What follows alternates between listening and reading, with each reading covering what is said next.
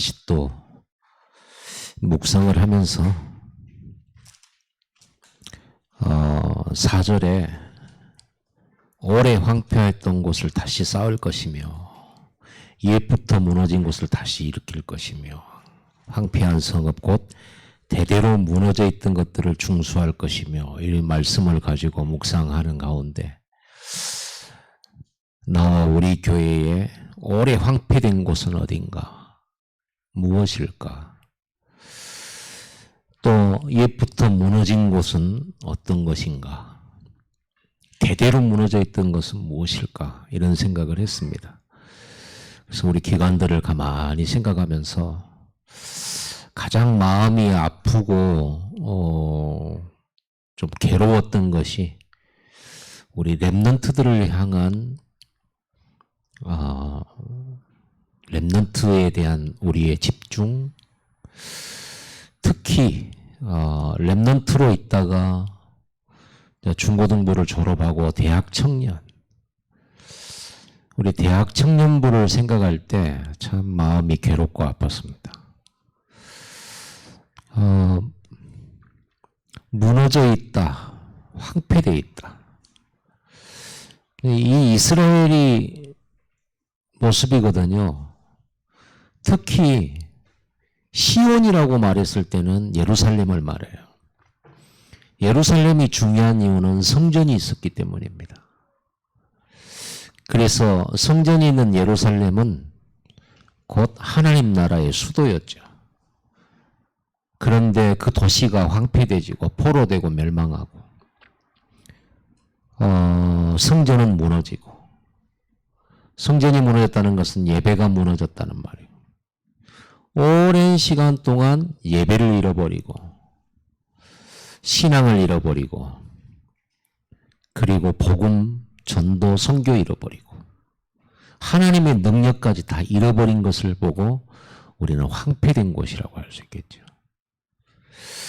이것을 생각할 때 어떻게 해야 될까? 어떻게 무너진 청년들과 대학생들과 이거를 회복할 수 있을까? 저는 아침에 일어나서 이 부분 묵상하면서 하나님 앞에 크게 회개하고 그러면서 답이 뭘까? 이런 생각을 했습니다. 이사야 60장에 보면 이 말씀이 있어요. 4절에 내 눈을 들어 사방을 보라. 무리가 다 모여 내게로 오느니라. 내 아들들은 먼 곳에서 오겠고 내 딸들은 안기어 올 것이라. 이 응답을 내가 받아야 되잖아요. 우리가 받아야 되잖아요. 분명히 하나님께서 일어나라 빛을 발하라 하셨고 이사야 60장에 일어나 빛을 발하라 하셨고 이사야 61장 1절에 주 여호와의 영이 내게 내리셨으니 이랬습니다. 답은 여호와의 영에 있습니다. 저도 목회 잘하고 싶고 전도 잘하고 싶고 하나님 잘 섬기고 싶고 말씀 성취에 증인되고 싶고 이렇습니다. 우리 교회의 어린이들이 부흥하고 청소년들이 달란트를 준비하고 세계복음화를 꿈꾸고 청년들이 교회 안에서 자기 맡은 바 소임과 소명과 사명을 감당하면서 가장 많은 헌신이 이루어지는 그런 날을 늘 생각해 왔지만 답은 한 가지에 있었습니다. 여호와의 영이 내게 내리셨으니. 그것밖에 없잖아요. 황폐하고 다 무너져서 이거를 회복할 사람이 없잖아요. 어떻게 회복합니까? 이 나라를 회복하려면 왕을 세워야 되고 군대도 있어야 되고 경제가 회복이 돼야 성벽도 수축하고 성전도 재건하고 또 많은 지도자들이 나와야 또 여러 가지 조직들도 세워지고 사회가 정비가 될 텐데 아무도 없잖아요. 그런데 하나님은 이사야 60장에 일어나라 빛을 발하라. 이는 내 빛이 이르렀고 여러분의 빛이 이르렀다는 겁니다. 여호와의 영광이 내 위에 임하였다라고 되어 있습니다. 그 여호와의 영광. 모세가 여호와의 영광을 봤죠. 양을 치다가 호렙산에서 떨기나무에 타지 않는 불로 나타나신 여호와 하나님의 영광. 성령은 불처럼 나타났는데 불은 아니잖아요. 바람처럼 나타났는데 바람은 아니잖아요. 그 여호와의 영광이 임하였다. 예수 그리스도께서 십자가에 지시고 죽으시고 부활하심으로써 창세기 3장 문제가 해결되었습니다. 이 사실을 믿는 자에게 구원을 주셨는데 구원이 뭐냐? 성령이 믿는 자 안에 거하시는 것이 구원입니다. 그 시간이 하나님을 만나는 시간이고 하나님이 영원히 우리 안에 거하시고 우리가 영원히 하나님 안에 거하는 시간이 영접입니다. 이제 우리 안에 성령이 계시는데 그 성령이 우리 안에서 우리와 함께 동행하시고 인도하시고 역사하시는데 이번에 유광수 목사님이 RTS 대회 때 메시지가 밥과 밥 먹는 것은 다르다 이렇게 얘기를 하시더라고요. 성령과 성령의 역사는 다르다. 무슨 말이죠? 우리가 밥을 먹어야 밥의 능력으로 힘을 얻지.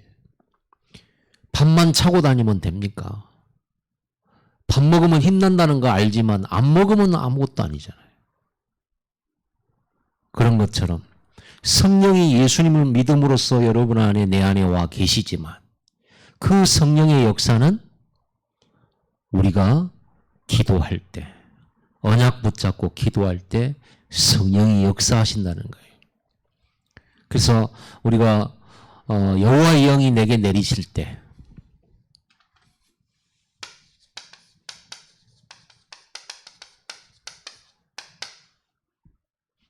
여호와의 영이 나에게 임하실 때 이거를 다른 말로 또 다시 그 밑에다 썼어요. 61장 1절에 보면 주 여호와의 영이 내게 내리셨으니 하면서 똑같은 말인데 이는 여호와께서 내게 기름을 부으사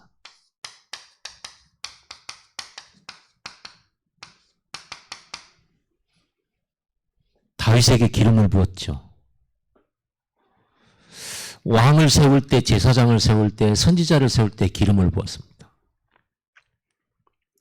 기름은 올리브유인데 그래서 기름을 붓는다.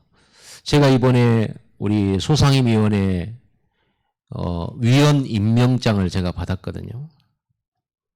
자, 이렇게 어떤 임명을 하잖아요. 그럼 뭐 임명장을 수여합니다. 그런데 하나님께서 이 일을 네가 해라라고 할 때 기름을 부어요. 그 기름 붓는 행위는 곧 성령을 부으심을 말합니다. 우리 8월 달에 중직자들이 안수 받았죠. 목사님들이 손을 얹고 기도했잖아요. 그 안수가 뭘 말하냐 그러면 기름을 붓는 겁니다. 기름 부음의 행위예요. 곧 뭐예요? 여호와의 영이 이 사람에게 역사해서 이 사람이 주신 미션을 이루게 하옵소서 이거예요. 그게 임명장이에요. 예수 믿고 구원받은 사람 속에는 누구나 할 것 없이 성령이 계십니다.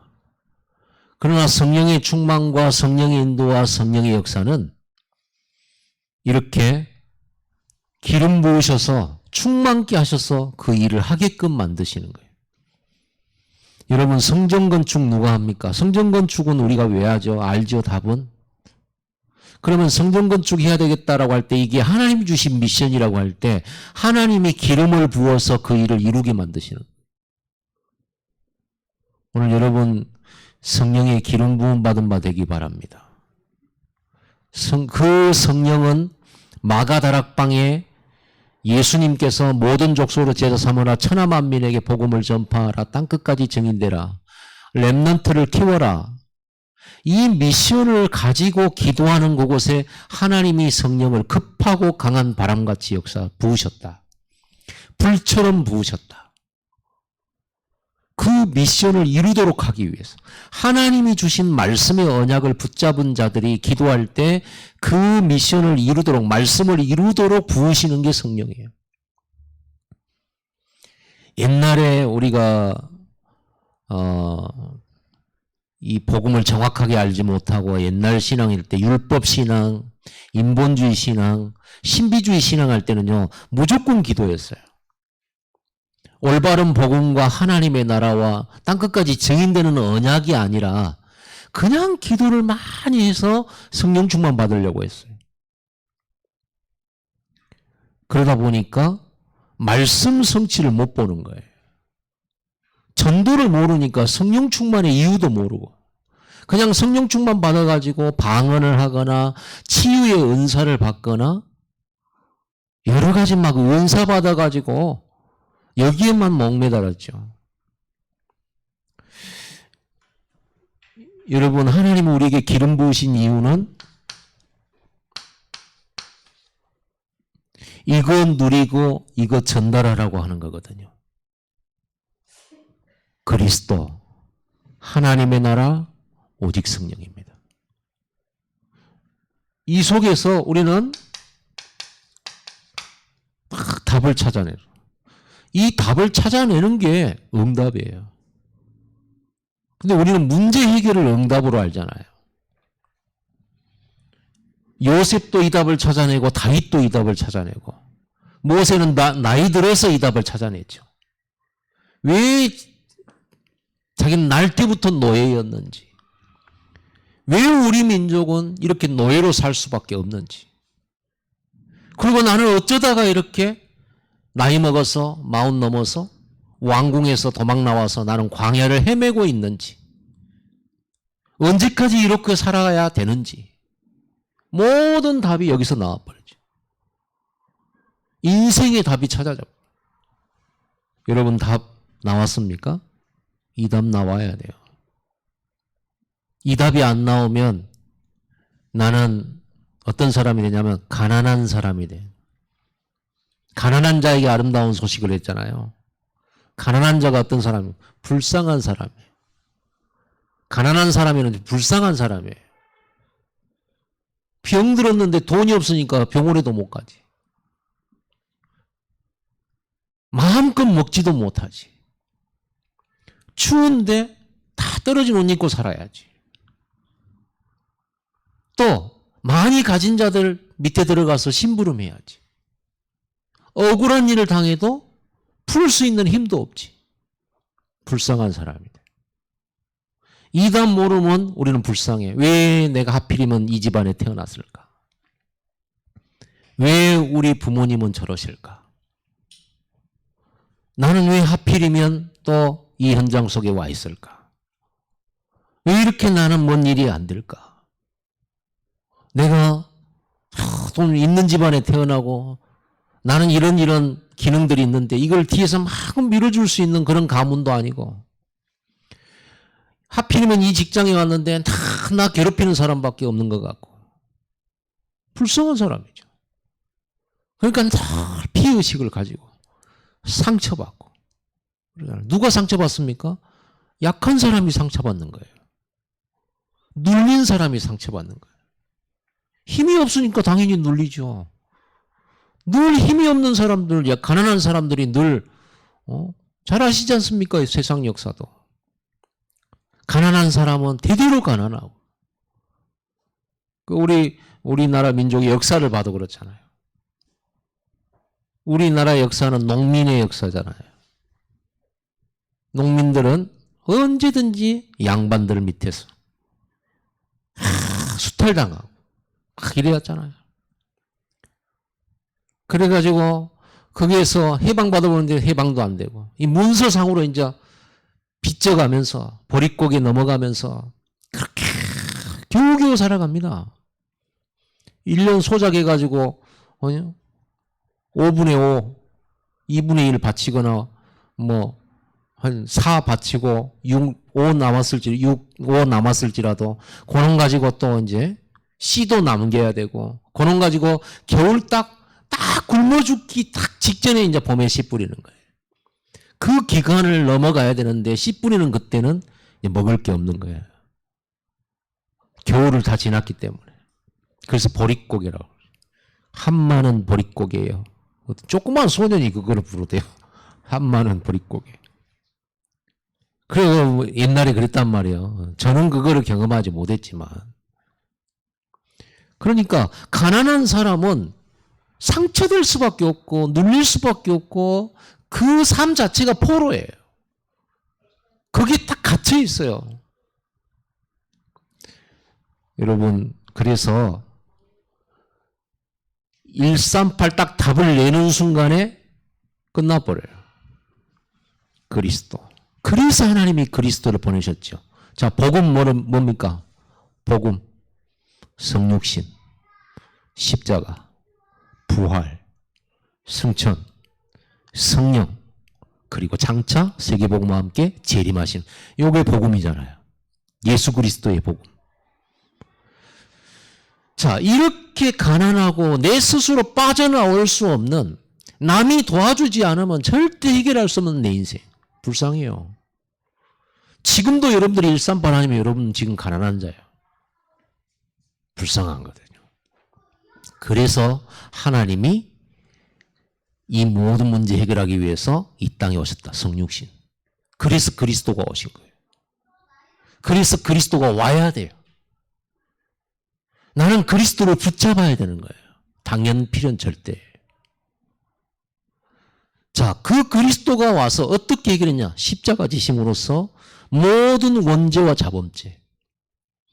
십자가 지심으로써 우리의 당할 심판과 재앙 저주. 그 가난이 저주잖아요. 그거를 십자가에서 해결하신 거예요. 부활하셔서 사망 권세 깨버리고 지옥 권세 깨버리고 마귀 권세 깨버렸어요. 그래서 그리고는 부활하신 그분이 승천하시고 남겨준 메시지가 뭐냐? 성령을 너에게 선물로 주말. 성령, 예수의 영. 예수의 영이 우리 함께 있으면 죄를 이기고 마귀를 이기고 사단을 이기고 지옥 권세를 이기고 재앙과 저주를 이겨요. 그래서 그리스도가 필요한 거죠. 지금 내게 어떤 문제가 올지라도 그리스도 안에서 그 문제 속에 있는 재앙 저주는 사라졌어요.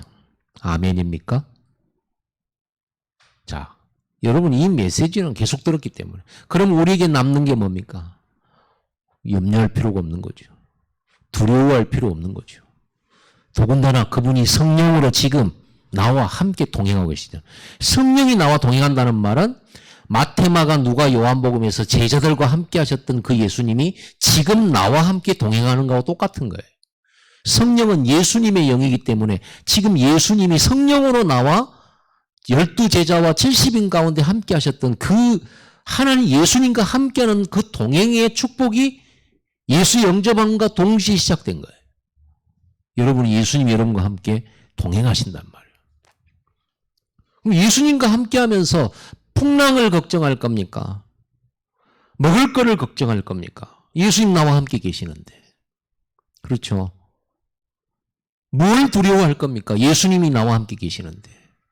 그분이 풍랑을 명령해서 바람과 바다를 잔잔케 하셨고 물위를 걸으셨고 오병이의 기적을 일으키셨고 안진뱅이를 일으키셨으며 봉사를 눈뜨게 하고 기먼자를 치유하시고 중풍병자를 낫게 하시고 죽은 자를 살려주셨고 귀신 들린 자를 귀신 쫓아내셨고 그분이 지금 나와 함께 계신다. 그거를 확인하고 누리는 것이 일이란 말이에요. 자, 이 답 얻고 나면 어떻게 됩니까? 내가 어떤 환경 속에 있어도 어떤 상황 속에 있어도 예수님과 함께 있으니 물 위로도 가고 홍해로도 갈 수 있고 불 가운데도 갈 수 있는 거다. 이런 답이 나오죠. 두려워할 게 없다.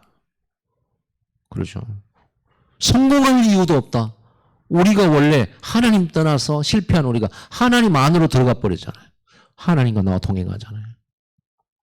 그러니 이것보다 큰 행복이 없고 더 이상 바랄 것도 이룰 것도 없는 거예요. 하나님이 우리를 창조하실 때 목적이 내가 너와 함께 있고자 함이라. 함께하는 거.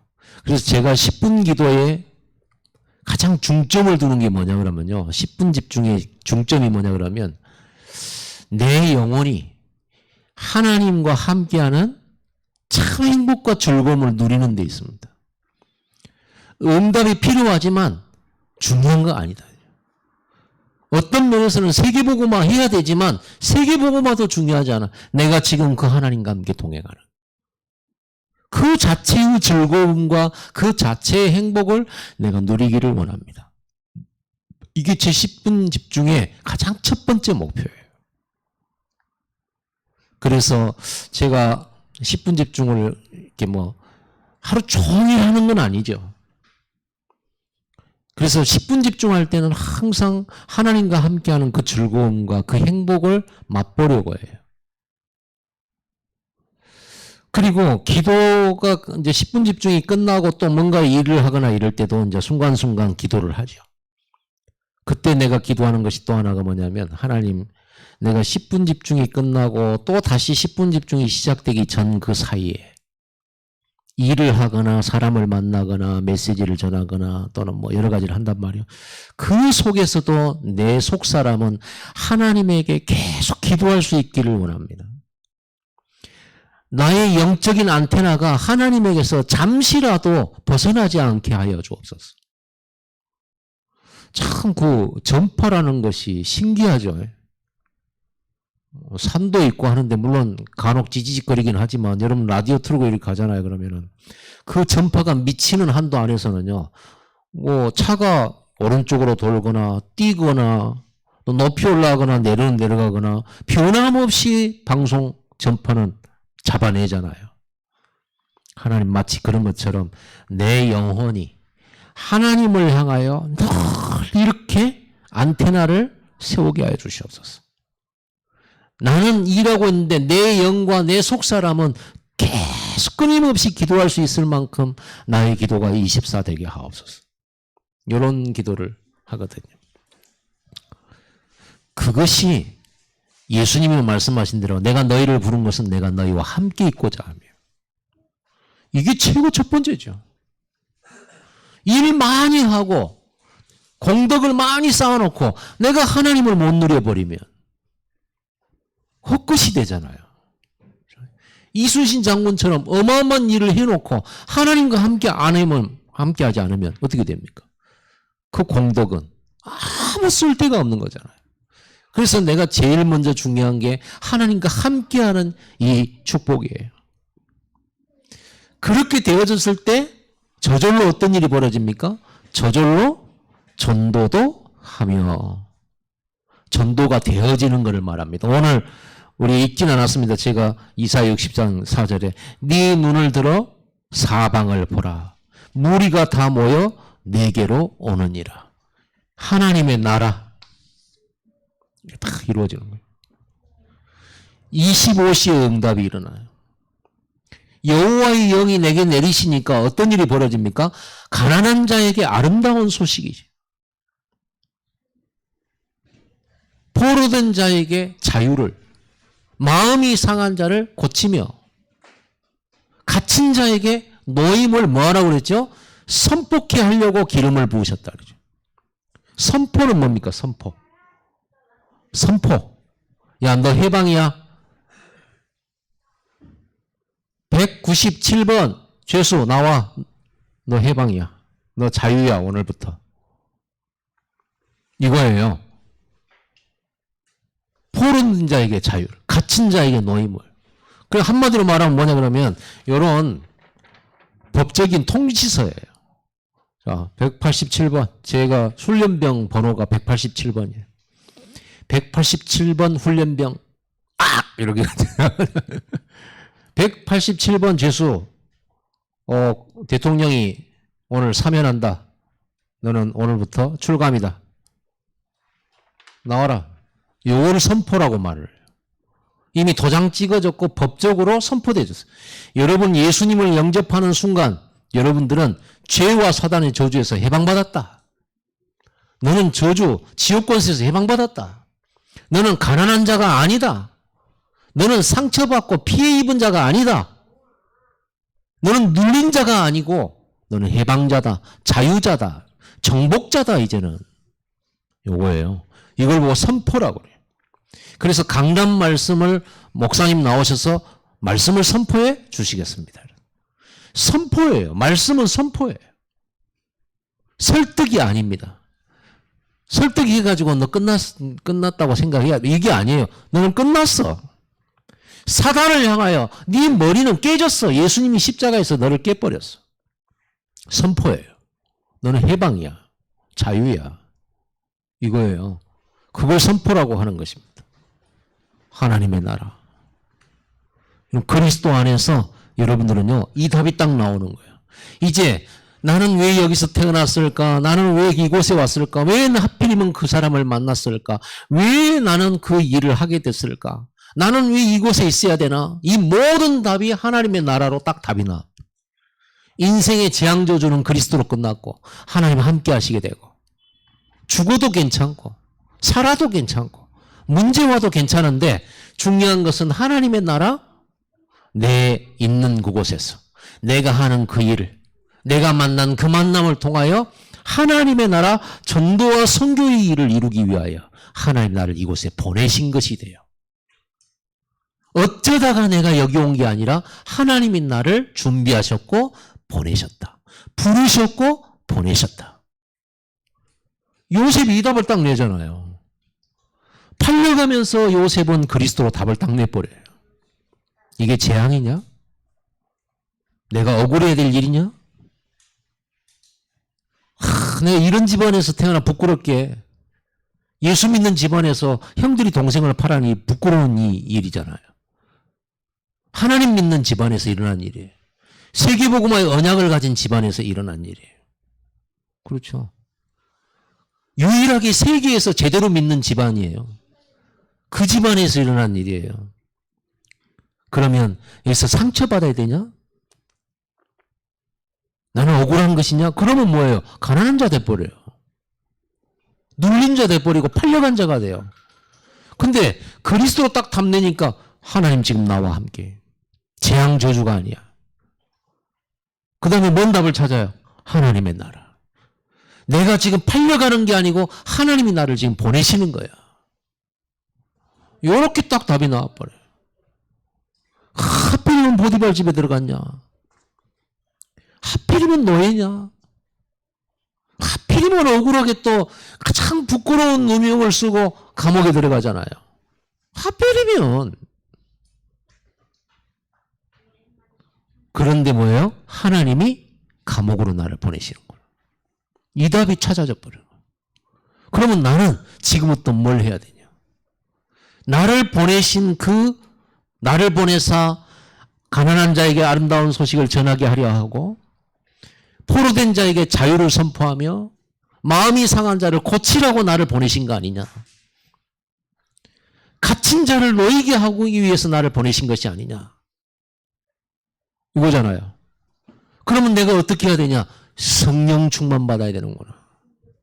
성령 충만 받는 길은 그러니까 성령이 너희에게 하면 너희가 권능을 받고 예루살렘 유다와 사마리아 땅까지 내 증인 되리라. 그러면 성령이 역사하시면 내 있는 이곳에서 증인의 축복을 누리게 되는데 나는 뭐 해야 될 거냐? 이 138 언약을 가지고 본격적으로 이거 하는 거예요. 이걸 보고 진짜 기도라고 하는 거예요. 언약 붙잡고 하는 기도. 이거 없이 24 기도하면 신비주의, 율법주의에 빠질 수 있어요. 이 언약을 붙잡고 24 기도 속으로 들어가는 겁니다. 답이 나왔으니까 이 답을 붙들고 24 기도 속으로. 답 없이 하나님 아파요, 힘들어요, 해결해 주세요. 언제나 해결해 줄 겁니까? 답이 안 나온 거예요. 여러분이 어떤 상황, 어떤 사람, 어떤 문제, 모든 것이 138로 딱 이 답이 딱 나와요. 이거 찾는 묵상이에요. 그래서 강단의 설교는요, 여러 가지 역사와 시편과 또 복음서와 성경에 있는 수많은 예화를 통해서 수많은 말씀을 가지고 138을 설명하는 거예요. 그러면 우리가 메시지를 들었으면 메시지를 가지고 138의 답을 찾는 겁니다. 내 삶의 답을. 이 답을 찾았다면 우리는 이 답을 가지고 뭐하냐? 24 기도 속으로 들어가는 거야. 24 기도 속으로 들어갈 때 어떤 일이 벌어집니까? 성삼위 하나님의 역사예요. 보좌에서 하나님의 역사예요. 시공간을 넘어선 역사가 나타나요. 생각해 보세요. 이사야 60장에 네 눈을 들어 사면을 보라. 무리가 모여서 다 내게로 모여오느니라. 네 아들들도 오고 흩어졌던 재앙 가운데서 흩어졌던 딸들도 내게 안기올 것이다. 내가 찾으러 안 갔는데 오게 될 거다. 무슨 말입니까? 시공간을 초월해 주의 천군 천사가 활동하는. 여러분 오늘 이 모인 시간에 어떤 일이 벌어지냐? 여러분이 기도하는 그 순간에 기도하는 그 대상자에게 주의 성령이 역사하고 여러분이 기도하는 그 현장에 하나님이 군대를 보내서 그곳에 흑암을 무너뜨리신다. 이게 사실이에요. 그렇기 때문에 기도가 능력이 있는 것이에요. 이런 눈에 안 보이는 영적인 세계가 없다면 우리 기도는 너무 허망해. 우리의 기도는 너무나도 뭡니까? 권투 선수가 마치 상대방을 정확하게 맞춰야 되는데 매일 헛손질만 하는 거하고 똑같은 거예요. 힘 팔리는 거예요. 기도할 때 영적인 세계가 열리는데 영적인 세계를 모르고 하는 기도, 시공간 초월하는 하나님의 역사를 모르고 하는 기도는 굉장히 힘든 거예요. 여러분 이 기도의 비밀을 누리게 되기 바랍니다. 이게 진짜라면 우리는 오늘 기도가 다예요. 이게 사실이라면 237 나라를 살리는 놀라운 빛을 발하는 시간. 그러니까 사방에서 모여든다고 안 합니까?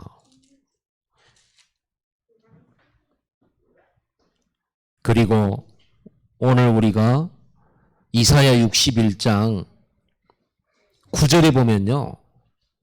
성령이 내리실 때 일어나는 역사가 뭐라고 됐냐면 그들의 자손을 문 나라 가운데 그들의 후손을 만민 가운데 알리리니.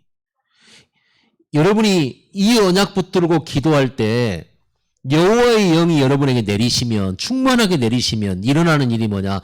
여러분 자손과 후손들이 유명해진다는 거예요.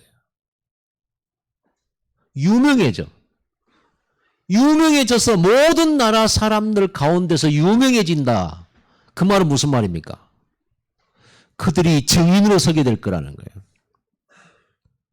야곱은 아들 잃어버린 줄 알았어요. 아들 죽은 줄 알았잖아요. 형들이 짐승에 피 묻혀가지고 와가지고 요셉의 옷을 가져왔잖아요. 요셉 팔아 넘기고. 그리고 이 옷밖에 없었습니다. 그때 야곱은 대성통곡을 하잖아요. 내 아들이 정녕 죽은 것이냐. 그럴 리가 없는데 하나님의 언약의 백성인데 그럴 리가 없는데 그랬잖아요.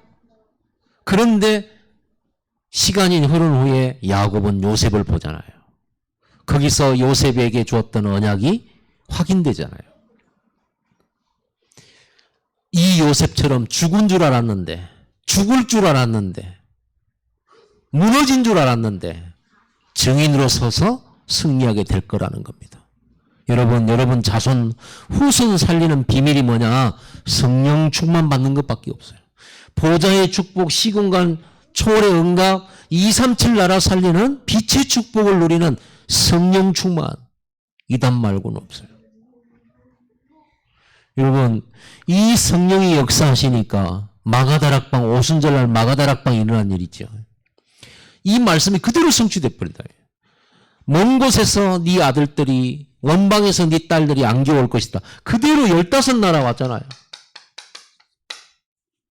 그게 오순절이었습니다. 성령 충만 받는 그날. 여러분 성령 충만 받아 이 기름 부음 받아야 성전 건축할 수 있어요. 여러분 성전 건축에 대한 미션을 확실히 언약으로 붙잡으시기 바랍니다. 자, 성전 건축이라고 하는 이 미션을 1위로 가지고 들어가 보세요. 진짜 성전 건축 해야 되냐? 왜 해야 되냐? 그걸 왜 하필이면 내가 해야 되냐? 성전 건축하면 돈 들어갈 건데 헌신해야 될 건데 과연 이건 뭐냐? 라고 할 때 1이 들어가는 겁니다. 그리스도 하나님의 나라. 정인, 땅끝까지 정인. 이런 답이 딱 나와야 돼. 아, 성전 건축이 무너지면 황폐되어지고 딸들과 아들들은 흩어지게 되고 전쟁이 일어나고 재앙 만나서 멸망하게 되는구나. 성전 건축 회복시키지 않으면 안 되는구나. 근데 이 성전 건축을 세우는 것은 하나님이 나와 내 가문에 주신 영원한 축복이구나. 이게 딱 답으로 나와요. 그러면 이 답이 나왔으면 이걸 가지고 뭐 해야 돼요? 성전 건축 24 이렇게 되는 겁니다. 여러분 이렇게 성령이 역사하니까 사람들이요 모여들기 시작하는 거예요. 교회 부흥이 일어났어요. 여러분 우리 전도 잘 못하잖아요. 전도할 때 우리는 많이 떨리고 주변 상황 너무 봐지게 되고 전도하고 싶은데 잘 안 되기도 하고 그러잖아요. 답 간단합니다. 성령 완전 충만하면 돼요. 성령 완전 인도받으면 돼요. 그래서 제가 10분 집중할 때마다 하나님 내가 성령 충만함 속에 있기를 원합니다. 하나님 성령의 인도하심 속에 있기를 원합니다. 왜냐하면 하나님이 막 오른쪽으로 가라 왼쪽으로 이렇게 말씀을 안 하시잖아요. 분명히 인도하시는데 내가 선택을 해야 되잖아요. 그러니까 나의 생각과 나의 선택이 성령의 인도 속에 있기를 원합니다. 내가 하는 그 일과 내가 들어가는 장소와 모든 만남 속에 하나님이 역사하시는 그 속에 있기를 원합니다. 하나님이 준비하신 만남, 그 만남을 만나게 하옵소서. 준비하신 만남.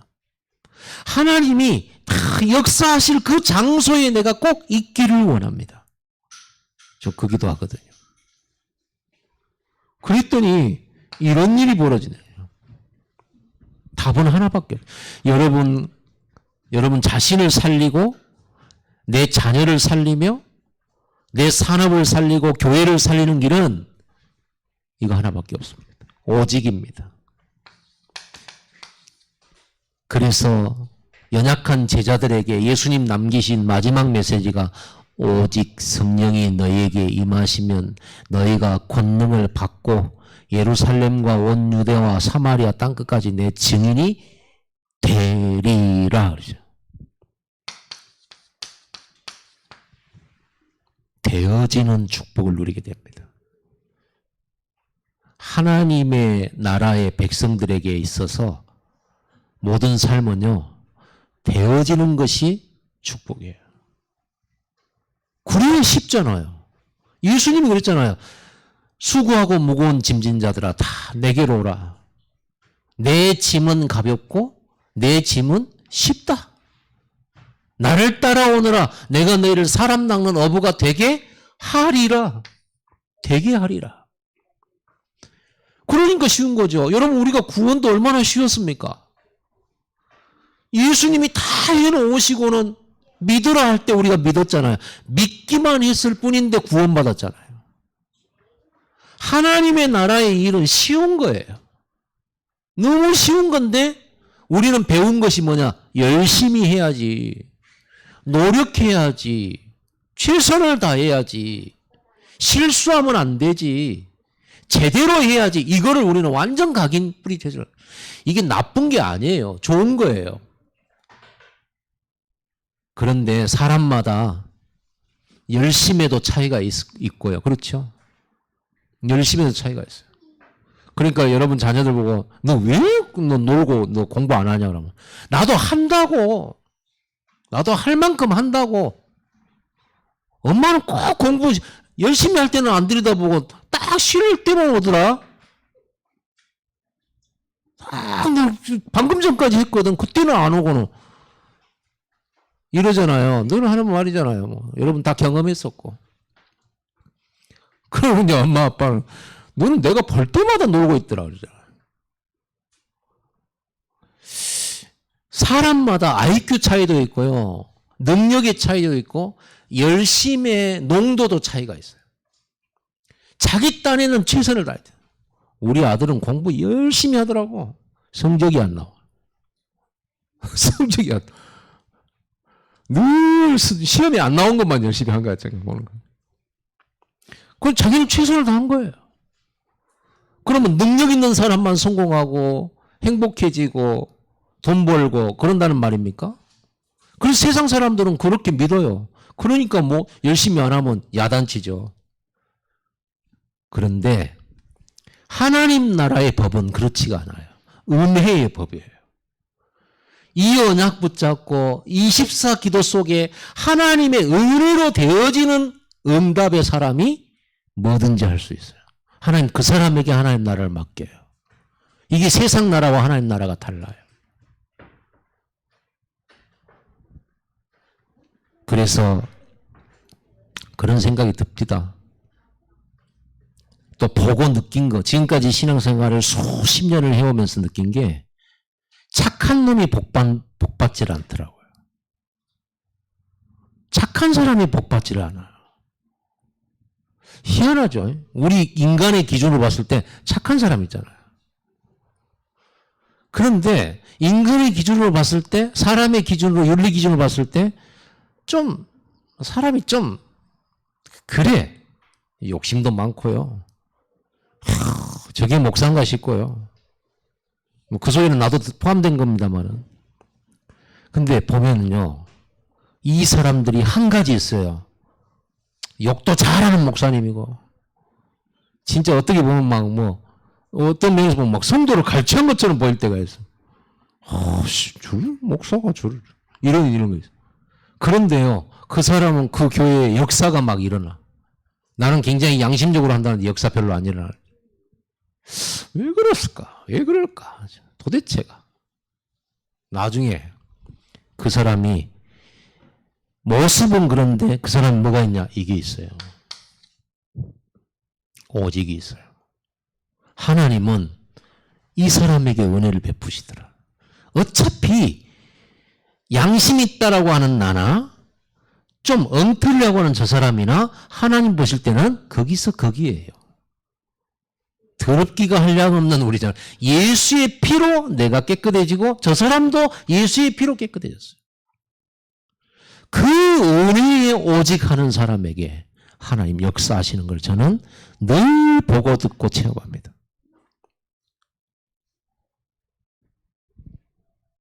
그래서요, 우리 아들이 좀 착해요.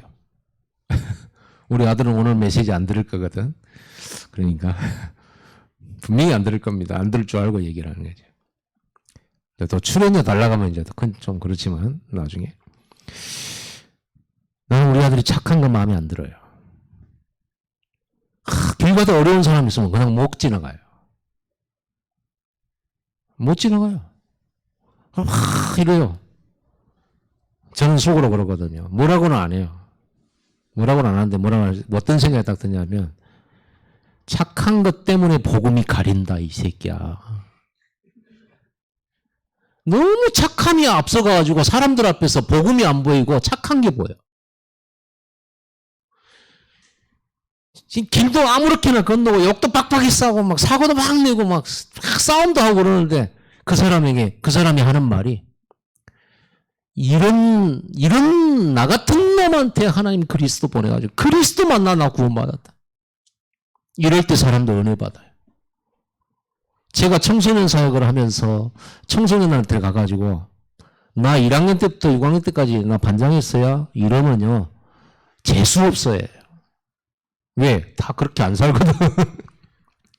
그러다가 나 중학교 때 56명 중 51등 했다. 은혜 받아요. 목사님은 51등 했어요? 언제까지요? 계속. 그리고 나 광주에는 학교 못 다니고 인문계 가려고 창평으로 갔다 내가. 창평에 인문계 고등학교가 시험 안 보고 가는 고등학교가 있어서 내가 거기로 갔다. 엄청 은혜 받아요. 그리고 나 삼수했다. 그리고 전문대 들어갔다. 은혜 받아요. 왜? 다 나하고 똑같거든. 여러분, 그런데 그런 아무 소망 없고 심력 없고 능력 없는 내가 복음 만나가지고 하나님 자녀 되고 이 복음 전 세계 복음 전하고 다녀. 구석구석이 제자들 살리고 있어. 멋지지 않냐? 복음이? 만약에 내가 공부도 잘하고 착하고 말도 잘 듣고 그래가지고 내가 하나님이 축복하셔가지고 내가 세계복음하고 있다 그러면요. 목사님 저는 안 될 것 같아요. 이러겠죠. 나 같은 사람도 복음 만나고 하나님 은혜 주시니까 세계복음화 된다. 얼마나 이 복음이 대단하냐. 아무 소망 없는 목사님 같은 사람을 하나님이 전도자로 세웠으니 얼마나 복음이 대단하고 하나님의 능력이 크냐. 예수 믿어라. 너는 더 하나님의 역사 일어날 수 있어. 여러분, 이럴 때 그리스도가 나타나요. 드러나잖아요. 내가 못난 게 많아야 그리스도도 더 높아지지. 내가 실수한 것 많아야 온전하신 그리스도 증거할 수 있지. 그러죠? 나는 자랑할 게 없으니까 그리스도밖에 자랑할 게 없잖아. 착한 놈들은 몸에서 눈에서 입에서 오로지 착함이 나가잖아. 그리스도가 안 나가고. 제일 나쁜 놈들이. 유대인들이 제일 나쁜 놈들이. 바리새인들이 제일 나쁜 놈들이야. 왜? 말씀대로 산다고 얼마나 막 말씀대로 막 채소의 뿌리까지 11조 10개 중에서 그냥 한 주먹 드리면 되지. 그걸 씌어가지고 10개 중에서 하나지. 근처에 11조까지. 콩알까지 셌다니까. 한 말을 이렇게 걷어들이면 그놈을요 10분의 1을 일일이 셌어요. 하나님 보실 때는 째째한 놈. 콩알 하나 더 들어갈까 봐 너 세고 있냐? 이렇게 보여지지. 그냥 대로 담아가지고 이렇게 드리면 될 건데. 그게 문제예요. 착한 것이 나쁘다는 말입니까 지금? 착함이 복음보다 앞설 때, 똑똑함이 복음보다 앞설 때 여호와의 영광이 가려져 버리는 거예요. 그러니까 차라리 똑똑한 놈보다 정말 모든 사람이 손가락질하는 그 사람을 불러서 하나님이 능력 주고 은혜 줘서 모든 사람 앞에 그리스도를 증거케 만드시는 거예요. 약한 자가 1000명을, 그렇죠. 작은 자가 1000명을, 약한 자가 강국을 이루도록 만들어서 여호와 하나님이 100% 찬송받으시도록. 그래서 바울은 뭐라 그러냐? 나는 연약한 거 자랑한다. 나는 부족한 거 자랑한다. 이랬어요. 여러분, 오직 복음 되기 바랍니다. 그래야 여호와의 빛이 확 빛나는 거지. 그래서 여러분 자랑하지 마세요. 자랑할 것도 없어요. 우리가 다 같이 예수 피로 구원받는데 뭘 자랑할 겁니까? 그리스도 말고 자랑할 게 어디 있겠습니까? 좀 되면 얼마나 됩니까? 있으면 얼마나 있습니까? 여호와의 영이 내게 내리시면 여러분 성령 충만 받으시기 바랍니다. 성령 충만 받으면 그 자체로 뭐가 되냐면요. 성령 충만 받은 나는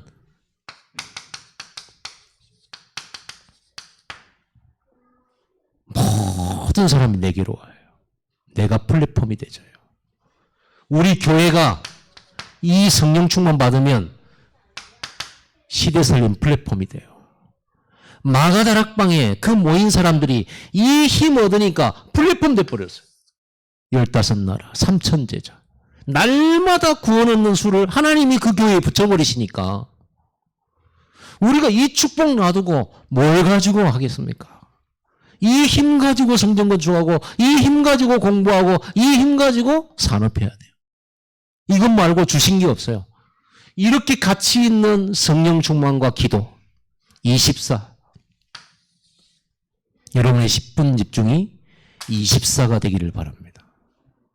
이 말씀이 성취될 줄 믿습니다. 저는 오늘 아침에 이사야 60장 4절을 마음에 담았어요. 내 눈을 들어 사방을 보라.